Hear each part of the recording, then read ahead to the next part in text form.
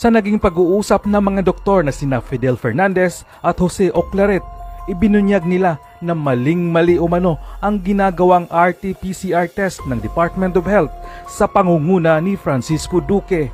Ayon pa sa kanila, kaya tumataas ang kaso ng COVID-19 sa ating bansa dahil sa maling pamamaraan na ginagawa ng mga doktor at ospital.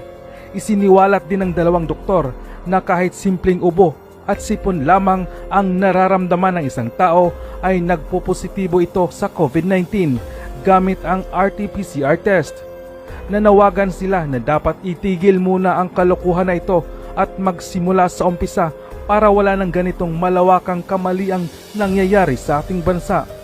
Aminado din ang mga doktor na mahirap ihinto ang RT-PCR test dahil malaking negosyo ito at malalaking tao ang mababangga.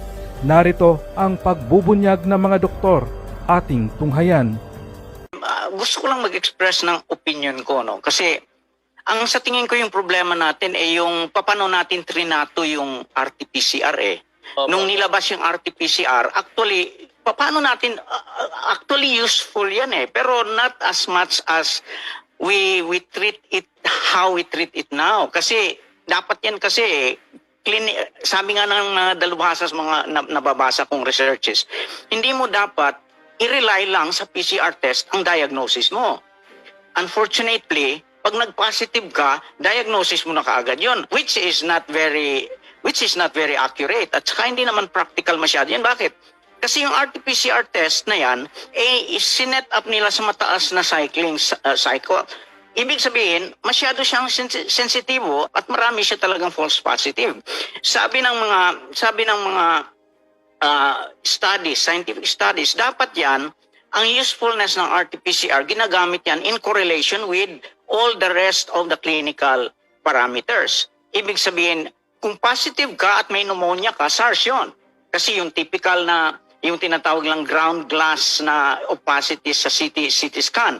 Isang malaking, ano yan eh, tapos SARS to eh. Alam niyo yung SARS? Yung SARS is Severe Acute Respiratory Syndrome. Severe.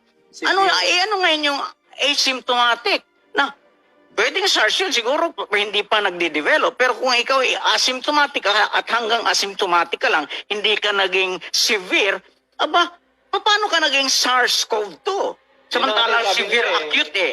Doon ka nga Severe sa acute. eh. Sa Yun, may sakit na walang symptoms. Yun, paano ka naging, samantalang severe acute respiratory syndrome yan eh. So kung ikaw positive ka at naging severe respiratory syndrome ka, malubha ka, nandun ka, meron kang typical pneumonia case,